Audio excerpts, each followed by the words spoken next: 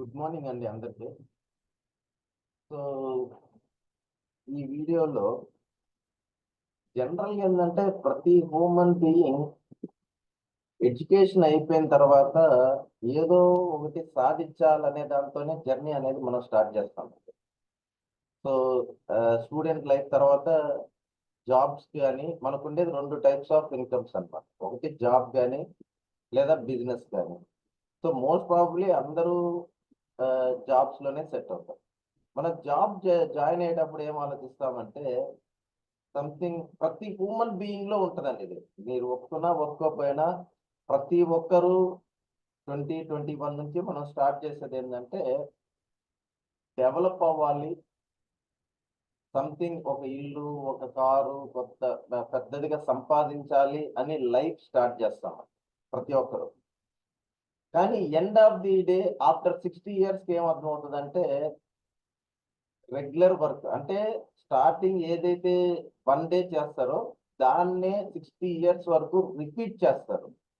అంటే 1 డేని రిపీట్ చేస్తూ ఉంటాం. ఇది సొసైటీలో కామన్ అయిపోయింది. కానీ చాలా బాధాకరమైన విషయం ఏంటంటే జనాలు దీన్ని ఒప్పుకోరు అనమాట.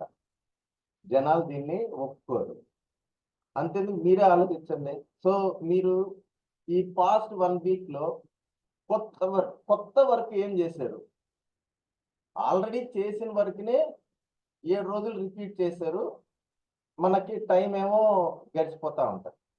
నేను చెప్పదలుచుకుంది ఏంటంటే మనం ఎప్పుడు స్టార్ట్ చేద్దాం 20 years అప్పుడు మనం ఏమనుకుంటాం, లైఫ్లో ఏదో సాధించాలి, ఒక ఆశతో ఉంటుందండి. ప్రతి ఒక్కరి బ్లడ్లో జీన్స్లో ఉంటుంది ఏంటి, నేను పెద్దగా అవ్వాలి అని.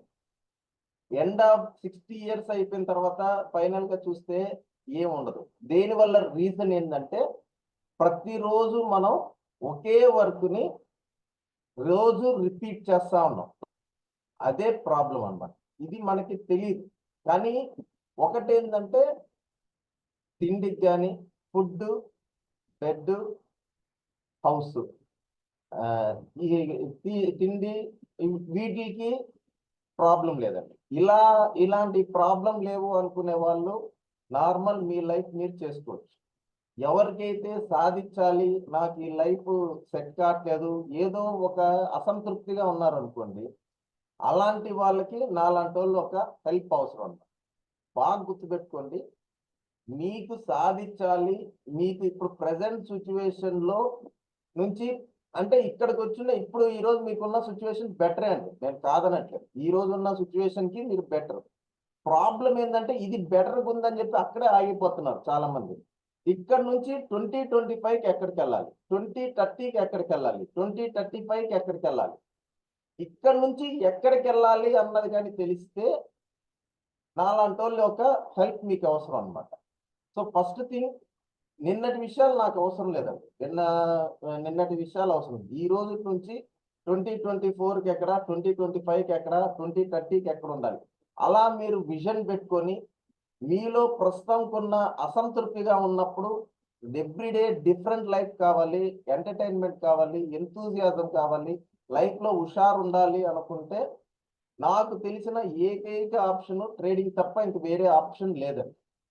నాకు తెలిసి రిపీటెడ్గా ఎవ్రీడే కొత్తగా, ఎవ్రీడే థ్రిల్లింగ్గా, ఎవ్రీడే ఎంతూజియాజంగా, ఎవ్రీడే లాస్ వచ్చిన రోజు బాధగా, గెయిన్ వచ్చిన రోజు డబుల్ సంతోషంగా, లాస్ని కూడా సెలబ్రేట్ చేసుకుంటా జరిగేది ఏకైక బిజినెస్ ట్రేడింగ్ మాత్రమే అవుతుందండి.